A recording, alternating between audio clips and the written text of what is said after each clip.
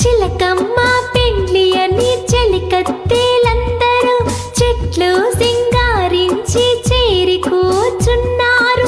పందిట పిచ్చుకలు సందడి చేయగా, కాకుల మూకలు బాకాలుదగా, కప్పలు బెకబెక డప్పులు కొట్టగా, కొక్కరు కోయని కోడి కూయగా, చుమ్మని తుమ్మెద తంబురమీటగా, కుహుకుహుయని కోయిల పాడగా, పిల్ల తెమ్మెరలు వేణు ఊదగా, నెమలి సొగసుగా నాట్యం చేయగా, సాలీడిచ్చిన చావు కట్టుకొని పెండ్లి కుమారుడు బింకము చూపగా, మల్లి మాలతి మాధవి లతలు పెండ్లి కుమారుని పెండ్లి కూతురుని దేవిస్తూ తమ పువ్వులు రాల్చగా, మైనా గోరింక మంత్రము చదివెను.